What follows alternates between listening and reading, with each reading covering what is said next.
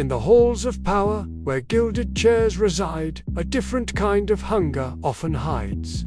It's not for bread or a simple, humble meal, but for wealth and power, a deal they try to seal. They stand on stages, with voices loud and clear, promising a future free from doubt and fear. They speak of progress, of lifting up the poor, while their own accounts just want more and more. A thief is a thief, a truth we can't deny.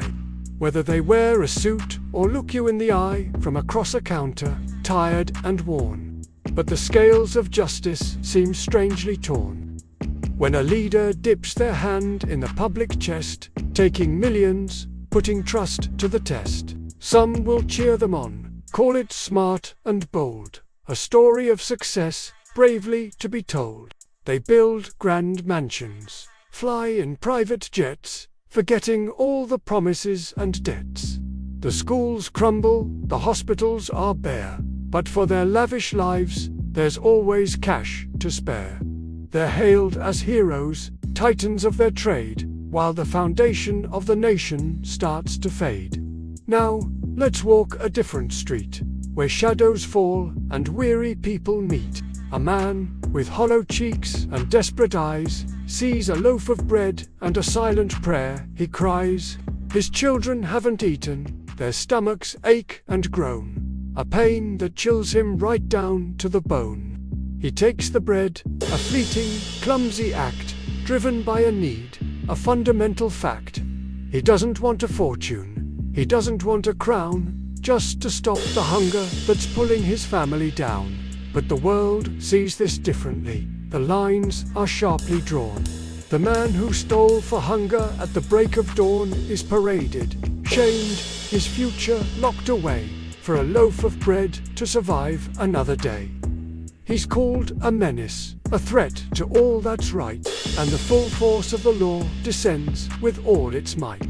His children watch, their tiny hearts in pain, as their father is taken, bound in a heavy chain. The system that ignored their empty plates and pleas now punishes the symptom of a much deeper disease. Isn't it a curious and tragic sight?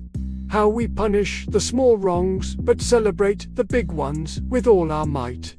The leaders who plunders a nation's soul is often re-elected, still in full control. The man who stole a meal to feed his kin is labeled a criminal, his life a total spin into chaos. One steals a future, bright and bold. The other steals a moment from the biting cold of starvation. Yet, one is praised, the other is condemned. A thief is a thief. It's a simple, honest phrase. It shouldn't matter where they spend their days, in an ornate office or on a dusty street. The act of taking what's not yours is bittersweet. But when we weigh the crimes, let's use a truer scale. Let's look at the intention and why the system fails. Who causes greater harm?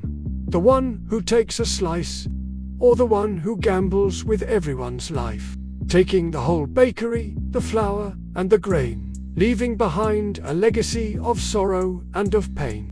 Perhaps it's time we readjust our view and see the world with a perspective that is new, to hold the powerful accountable for their deeds, and plant a seed of compassion for the one who truly needs. Because justice shouldn't be a luxury for the few. It should be a promise for me and for you. A thief is a thief. Let that be understood. But let's be sure we're judging for the greater good, and not just protecting the powerful and the grand, while a hungry man is punished across the land. Thank you so much for watching and for thinking about these important ideas with me. If this resonated with you, give this video a like, comment, and subscribe to the channel for more conversations like this. I'll see you in the next one.